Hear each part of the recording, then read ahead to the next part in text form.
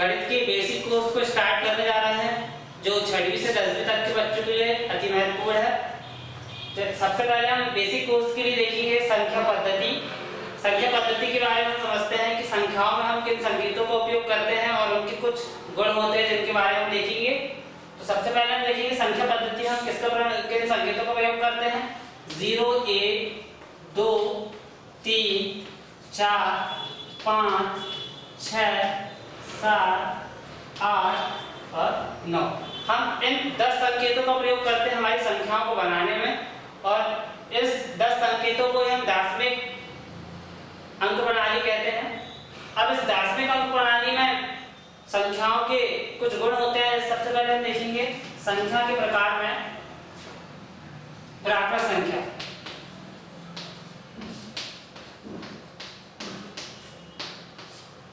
प्राकृत संख्या वह संख्या जो 1 से लेकर अनंत तक चलती है प्राकृत संख्या कहलाती है। जैसे कि 1, 2, 3, 4, 5, 6, 7, 8, 9 और इस प्रकार से अनंत तक चलती है प्राकृत संख्या कहलाती है। फिर इसके बाद हम देखेंगे दूसरी प्रकार की संख्या होती है पूर्ण संख्या।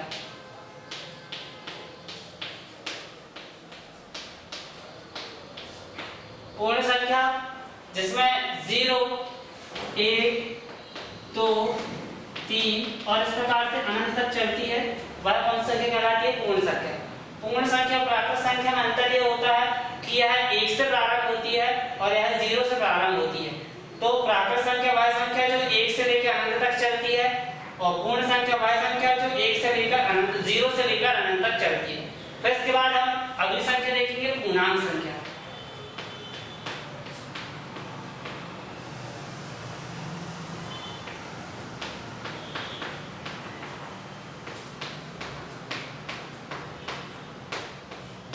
पूर्णांक संख्या वह संख्या जो 0, 1, 2, 3 से तो होती है, इसमें 0, 1, 2, 3 और अनंत तक चलती है। साथ साथ इसमें माइनस में भी होती है, ऋण 1, ऋण 2, ऋण 3, ऋण 4 और ऐसे अनंत तक चलती है ऋणात्मक में और अनंत तक चलती है धनात्मक में। तो ऐसी संख्या कौन सी संख्या कहलाती है? पूर्ण संख्या। प्राकृत संख्या और पूर्णांक संख्या। प्राकृत संख्या और पूर्ण संख्या में हमने जोड़ना घटाने में ज्यादा कठिन नहीं होता है। a प्लस b और बराबर होता है b प्लस a। दोनों संख्याओं में चाहे a को b से जोड़ो तो भी वही आएगा या b को a से जोड़ो तो भी वही आएगा। लेकिन पूर्ण संख्याओं में थोड़ा उल्टा होता है। पूर्ण संख्याओं का जोड़ना घटाना गुणा भाग देखेंगे अब हम।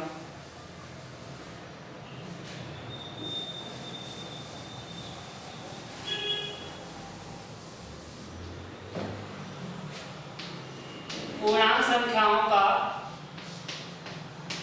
संख्या। अक्सर विद्यार्थियों की समस्या रहती है पूर्णांक संख्याओं को जोड़ने घटाने में दिक्कत जाती है। मान लीजिए यहाँ पर कोई संख्या दी है 4 धन कोष्टक में ऋण 3। यहाँ पर ऋण 3 पूर्णांक संख्या है और 4 पूर्ण संख्या है। अब इनको पूर्णांक संख्या भी है और पूर्ण संख्या भी है। अब इसको जोड़ने घटाने में बहुत सारे विद्यार्थियों को दिक्कत जाती है। तो उसका हम आज देखेंगे। यदि कोई संख्या है और वह कोष्टक के रूप में है तो सबसे पहले हम कोष्टक को हल करेंगे। कोष्टक को हल करने के लिए देखिए कोष्टक के अंदर क्या है? ऋण 3। कोष्टक के बाहर क्या है? धन 1। मतलब यहाँ पर एक संख्या है क्या? 1। तो यहाँ पर एक पूर्ण संख्या 1 है, कोई संख्या नहीं है, मतलब कौन सी संख्या है? 1। और यहाँ कोष्टक के अंदर कितनी है? 3। तो पहले दोनों का गुणा होगा। पूर्ण संख्या का पूर्णांक संख्या का पूर्णांक संख्या से गुणा होगा तो 1 का गुणा 3 से होगा। 3 1 का 3, तो यहाँ पर जाएगा 3। अब कोष्टक के अंदर पे क्या है? धन और यहाँ पर बाहर वाली संख्या के पास क्या है? कोष्टक के अंदर वाली संख्या पर क्या है? ऋण और बाहर वाली संख्या पे क्या है? धन। तो धन का गुणा ऋण से होगा, धन का गुणा ऋण से होगा तो ऋण आएगा। तो आइए हम इसको देख लेते हैं एक प्रकार से। धन का गुणा जब ऋण से होता है तो आंसर में ऋण आता है। ऋण का गुणा धन से होता है तब भी हमारे पास ऋण आता है। ऋण का गुणा ऋण से होता है तब हमारे पास धन आता है। धन का गुणा धन से होता है तब हमारे पास क्या आता है? धन आता है। तो इतना जानना जरूरी है क्योंकि यह बहुपद के लिए भी काम करेगा। बहुपद समीकरणों के लिए आपको बहुत काम पड़ना है। धन का गुणा ऋण का गुणा आपको यह समझ में आना चाहिए। जब किसी संख्या में धन का गुणा ऋण से हो रहा है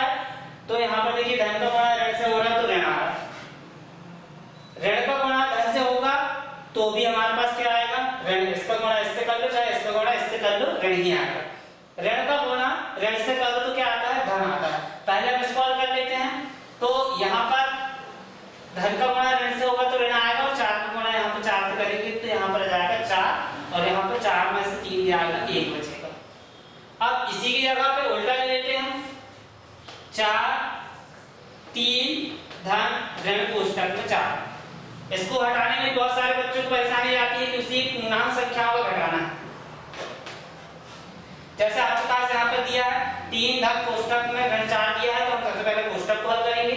कोष्टक को हल करने के लिए सबसे पहले हम देखेंगे धन के पास क्या है, कोई संख्या नहीं है, और कोष्टक के अंदर क्या है, 4। जब धन के बाजू में कोई संख्या नहीं है, कोष्टक के इस तरफ कोई संख्या नहीं है, तो हम क्या मान लेंगे, वहां संख्या कौन सी है, 1। फिर 1 का गुणा किससे होगा, 4 से, तो यहाँ पर 4 से गुणा करेंगे तो ये 4 का गुणा 4 1 कम 4 आएगा। फिर इसके बाद हम देखेंगे यहाँ पर क्या है और यहाँ पर क्या है, तो यहाँ पर धन है और यहाँ पर ऋण है, सेम इस सवाल जैसे, तो धन और ऋण का गुणा करेंगे तो ऋण आएगा। फिर इसके बाद हम देखेंगे कि बाहर क्या है, 3, तो यहाँ 3 आ जाएगा। अब आप लोगों को यहाँ पर दिक्कत जाएगी, 3 का 4 से आप घटा नहीं पाओगे, क्योंकि कि 3 छोटा और 4 बड़ा है। तो इसमें बहुत सारे बच्चों को दिक्कत जाती है कि यहाँ पर करते समय वो धन ऋण का गलत कर देते हैं, जिससे उनका सवाल गलत होता है। तो यहाँ पर जब बड़ी संख्याओं के सामने ऋण है तो संख्या को हम नॉर्मल घटाएंगे, जोड़ेंगे। जैसे मान लीजिए 4 और 3 था, तो इनको हम नॉर्मल तरीके से, जैसे 4 में से 3 घटाते थे वैसे ही घटाएंगे। 4 में से 3 जाएगा, कितना बचेगा, 1। हमको यहाँ पर ध्यान ये देना है कि बड़ी संख्या का चिन्ह क्या है, तो यहाँ पर बड़ी संख्या क्या है, ऋण 4, तो यहाँ पर 4 का संख्या क्या है, संख्या चिन्ह क्या है, ऋण, तो यहाँ पर आंसर में हमारे पास जो आएगा वो ऋण 1 आएगा। बड़ी संख्या का चिन्ह हमारे पास आ जाता है। यहाँ पर भी हम देखें तो बड़ी संख्या का चिन्ह क्या है, कोई चिन्ह नहीं है, मतलब धन है, तो यहाँ पर 4 में से 3 जाएगा, बड़ी संख्या का चिन्ह धन हमारे पास आंसर में आ जाएगा। तो इस प्रकार से हम जोड़ना घटाना करते हैं और कोष्टक में संख्याओं को, समीकरणों को हम हल करते हैं। अब इसके बाद हम अगला देखेंगे, इनका जोड़ना घटाना देख लिया, अब इनका गुणा देखेंगे हम।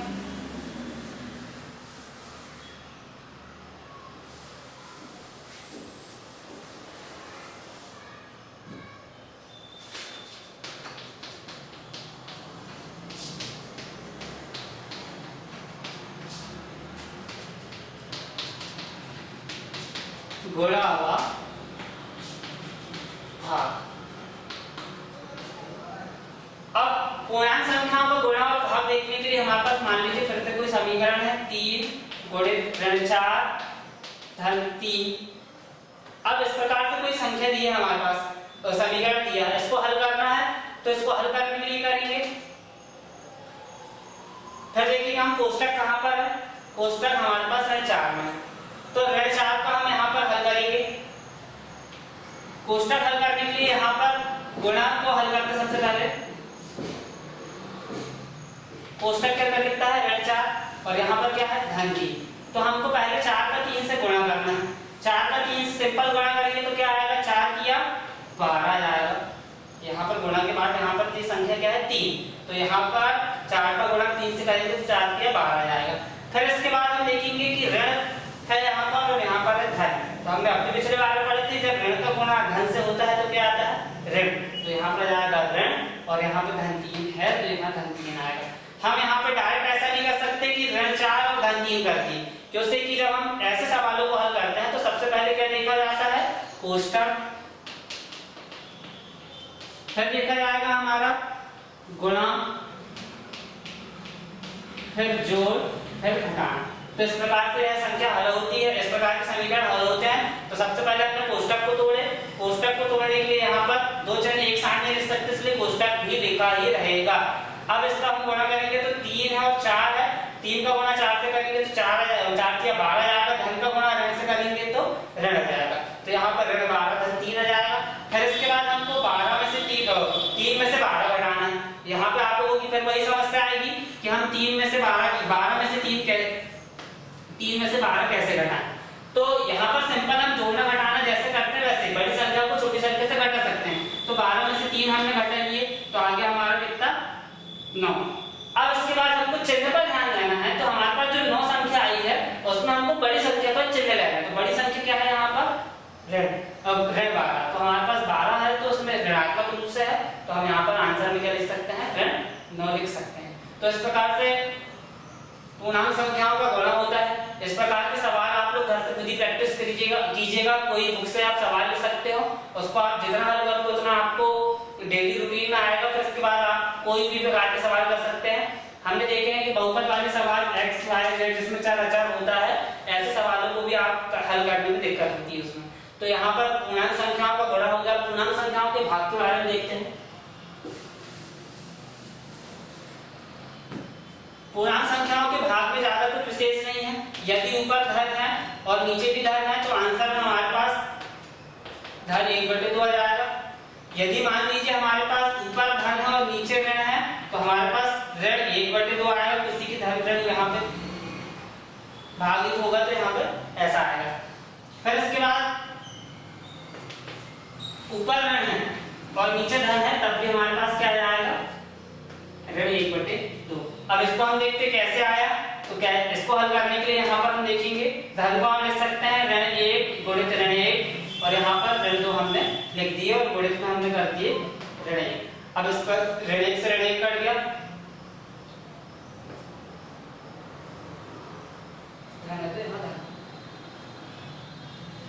सॉरी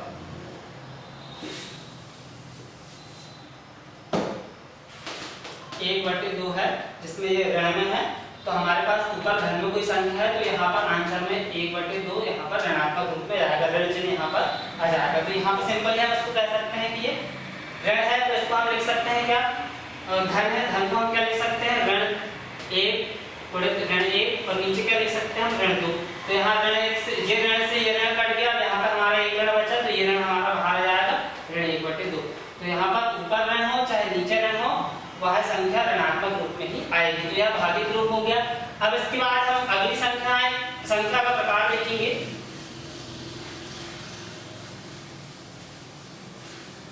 अगली संख्या के प्रकार में हम देखेंगे कौन सी संख्या होती है हमारी, सम संख्या। सम संख्या इसकी परिभाषा है यदि किसी संख्या की इकाई का अंक 0, 2, 4, 6, 8 हो तो वह सम संख्या कहलाती है। जैसे किसी इकाई का अंक 0, 2, 4, 6, 8 हो तो वह संख्या कौन सी संख्या कहलाएगी, सम संख्या कहलाएगी।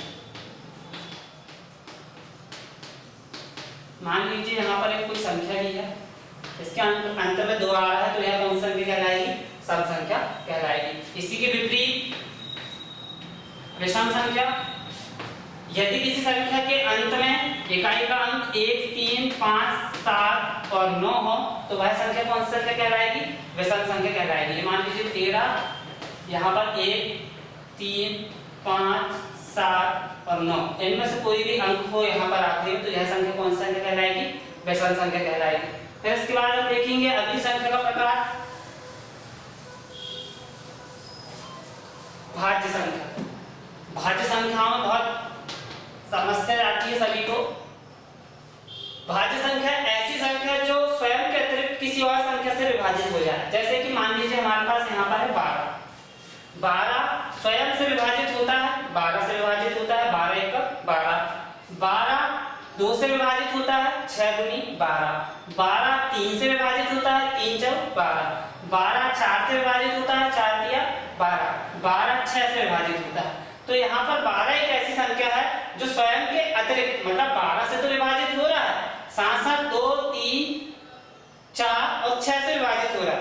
तो यह संख्या कौन सी संख्या कहलाएगी, भाज्य संख्या। और हर संख्या चाहे वो भाज्य हो चाहे अभाज्य हो 1 से विभाजित होती ही है। तो हमारी भाज्य संख्या की परिभाषा क्या हो गई, यदि कोई संख्या स्वयं और 1 के अतिरिक्त किसी अन्य संख्या से विभाजित होती है तो वह भाज्य संख्या कहलाती है। इसी के उल्टा लेंगे हम अभाज्य संख्या। मान लीजिए यहाँ पर 13 है तो 13 से विभाजित हो जाता है और 1 से विभाजित हो जाता है। इसके अलावा ऐसी कोई संख्या नहीं है जो 13 को विभाजित कर दे, इसलिए यह कौन सी संख्या कहला जाएगी, अभाज्य संख्या कहलाएगी। वह संख्या जो स्वयं के अतिरिक्त किसी और अन्य संख्या से विभाजित ना हो वह अभाज्य संख्या कहलाती है।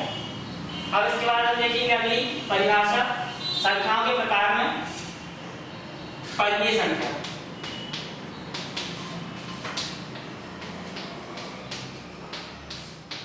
परिमेय संख्या जो बटे के रूप में हो, मतलब p अपॉन क्यू के रूप में हो, वह संख्या कौन सी संख्या कहलाती है? परिमेय संख्या कहलाती है। इसमें शर्त एक होती है कि p व q जो है वो सहअभाज्य होते हैं, p व q सहअभाज्य है और q बराबर नहीं होना चाहिए 0 के। तो यह संख्या कौन सी संख्या कहलाएगी? परिमेय संख्या कहलाएगी। जरूरी नहीं है कि हमारे पास कोई संख्या है तो वह परिमेय संख्या हो। जैसे 4/2 हम कहें कि p व q के रूप में है तो यह क्या परिमेय संख्या है? तो यह परिमेय संख्या नहीं है। क्यों? क्योंकि कि यहाँ पर p व q सहअभाज्य नहीं है। सहअभाज्य का मतलब होता है कि ऐसी संख्या जिनके गुणनखंड ऊपर भी ना हो नीचे भी ना हो। जैसे p में भी कोई ऐसा गुणनखंड नहीं होना चाहिए जो q में हो। यहाँ पर देखते हैं 4 के गुणनखंड करेंगे तो 2 गुणित 2 और 2 का गुणा करेंगे हम, 2 के गुणनखंड करेंगे तो 2 गुणित 1 आएगा मतलब 2। तो यहाँ पर जो ऊपर क्या है 2 है और नीचे भी क्या है 2। p व q में एक गुणनखंड समान है, एक गुणनखंड समान है तो ये एक दूसरे को काट देंगे, काटेंगे तो यहाँ पर बचेगा 2/1। 2/1 का मतलब होता है 2। क्या यह परिमेय संख्या है? नहीं। तो परिमेय संख्या की परिभाषा क्या कहती है कि p व q में मतलब अंश और हर में एक भी ऐसा गुणनखंड ना हो जो ऊपर भी और नीचे भी हो। यहाँ पर मान लीजिए 3/9 और 3/7। यहाँ पर यह एक ऐसी संख्या है जिसका गुणनखंड ना ऊपर एक है समान है न नीचे समान है, तो यह कौन सी संख्या हो गई? परिमेय संख्या होगी। और यह संख्या कौन सी कहलाएगी? परिमेय संख्या नहीं कहलाएगी। अब इसके बाद हम देखेंगे p बराबर नहीं होना चाहिए q।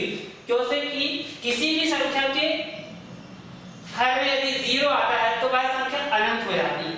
अनंत हो जाती है तो क्या यह परिमेय संख्या है? नहीं। यदि किसी संख्या के हर में 0 हो तो वह परिमेय संख्या नहीं कहलाती।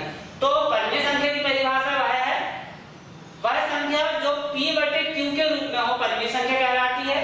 p व q सहअभाज्य होना चाहिए। सहअभाज्य का मतलब मैंने अभी आपको अच्छे से समझा दिया कि p व q में एक भी गुणनखंड समान नहीं होना चाहिए।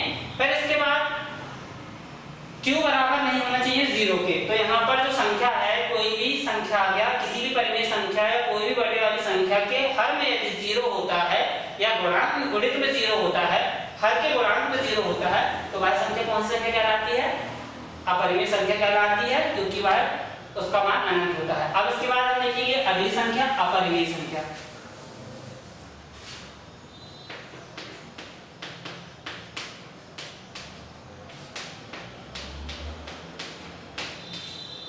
अब अगली संख्या हमारे पास अपरिमेय संख्या। अपरिमेय संख्या में आपने देखा होगा कि कई संख्या रूट में होती है और अभाज्य होती है। यह संख्या कौन सी संख्या कहलाएगी? अपरिमेय संख्या। साथ साथ अब भी हमने देखे किसी संख्या के हर में 0 हो या वह संख्या अनंत हो, तो हर में 0 मतलब उसका मान अनंत होता है और अनंत वाली संख्या अपरिमेय संख्या कहलाती है। तो आज हमने देख ली संख्या पद्धति में संख्याओं के बारे में देख लिए कि हम दार्शनिक संख्या अंक प्रणाली का उपयोग करते हैं। संख्याओं के प्रकार देख लिए जिसमें हमने प्राकृत और पूर्ण संख्याओं का जोड़ना घटाना आप सभी को आता है। पूर्णांक संख्याओं का जोड़ना घटाना गुणा भाग हमने बता दिए। फिर इसके बाद अगली संख्या बताई थी हमने सम संख्या, विषम संख्या, भाज्य, अभाज्य, परिमेय, अपरिमेय। तो संख्याओं के प्रकार में आज बस इतना ही।